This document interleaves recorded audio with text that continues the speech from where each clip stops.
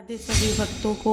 क्या आपने कभी सोचा है, एक बालक जिसका जन्म ही अंधकार में हुआ, जिसने बचपन में ही राक्षसों का अंत कर दिया और जिसने जीवन भर धर्म की रक्षा के लिए हर कदम उठाया, वही हैं श्री कृष्ण। नमस्कार दोस्तों, आज हम जानेंगे श्री कृष्ण की पूरी जीवन कथा, जन्म से लेकर द्वारिका तक। एक ऐसी कहानी जिसमें है चमत्कार, प्रेम, युद्ध और गहरा ज्ञान। जन्म की अद्भुत कहानी शुरू होती है मथुरा नगरी से, जहां अत्याचारी राजा कंस का शासन था। कंस की बहन देवकी की शादी वसुदेव से हुई, लेकिन तभी एक आकाशवाणी हुई, हे कंस, तुम्हारी मृत्यु देवकी के 8वें पुत्र के हाथों होगी। ये सुनते ही कंस डर गया और उसने देवकी वासुदेव को कारागार में डाल दिया। एक एक करके उसने उनके 7 बच्चों को मार दिया। लेकिन जब 8वें पुत्र का जन्म हुआ तो चमत्कार हुआ। जेल के सारे ताले अपने आप खुल गए और पहरेदार सो गए, और वसुदेव जी नवजात कृष्ण को टोकरी में रखकर यमुना पार करने निकल पड़े। तेज बारिश उफनती यमुना, लेकिन तभी शेषनाग ने अपना फन फैलाकर कृष्ण की रक्षा की।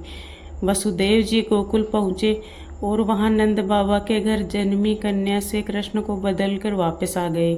गोकुल और वृंदावन का बालपन। गोकुल में कृष्ण का पालन पोषण यशोदा मैया ने किया। कृष्ण बचपन से ही नटखट थे।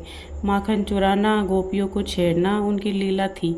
लेकिन ये कोई साधारण बालक नहीं थे। पूतना नामक राक्षसी को मार दिया, भगा दिया, गोवर्धन पर्वत को अपनी उंगली पर उठा लिया। गोवर्धन लीला का संदेश था, अहंकार नहीं, प्रकृति और भगवान पर विश्वास करो। राधा और कृष्ण का प्रेम। वृंदावन में ही कृष्ण का मिलन हुआ राधा से। ये प्रेम सिर्फ एक रिश्ता नहीं था, ये आत्मा और परमात्मा का मिलन था। रास लीला में कृष्ण हर गोपी के साथ थे, लेकिन फिर भी एक ही थे। इसका अर्थ है भगवान हर जगह हैं, हर दिल में है। मथुरा वापसी और कंस वध समय आया जब कृष्ण को अपने असली उद्देश्य का पता चला। कृष्ण और बलराम मथुरा पहुँचे। कंस ने उन्हें मारने के लिए कई प्रयास किए, लेकिन अंत में कृष्ण ने कंस को उसके सिंहासन से खींचकर मार दिया। इसके साथ ही अत्याचार का अंत हुआ और धर्म की जीत हुई। द्वारिका की स्थापना।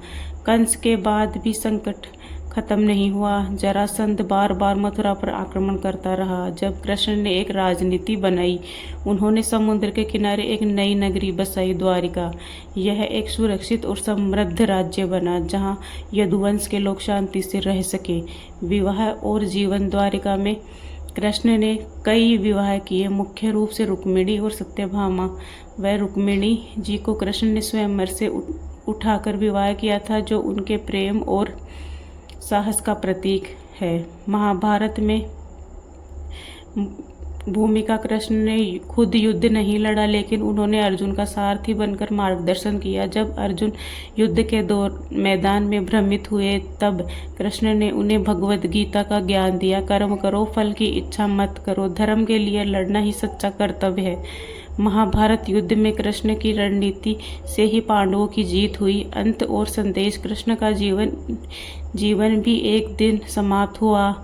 एक शिकारी के तीर से उनका देहांत हुआ, लेकिन उनका संदेश आज भी जीवित है। धर्म का साथ दो, सच्चाई के लिए खड़े रहो और अपने कर्म पर विश्वास रखो। श्री कृष्ण का जीवन हमें सिखाता है कठिन परिस्थिति में भी मुस्कुराना, बुद्धि और रणनीति से जीत हासिल करना और हर हाल में धर्म का साथ देना। अगर आपको ये कहानी पसंद आई तो वीडियो को लाइक, शेयर और सब्सक्राइब जरूर करें। जय श्री कृष्ण, जय जय श्री राधा वल्लभ श्री हरिवंश।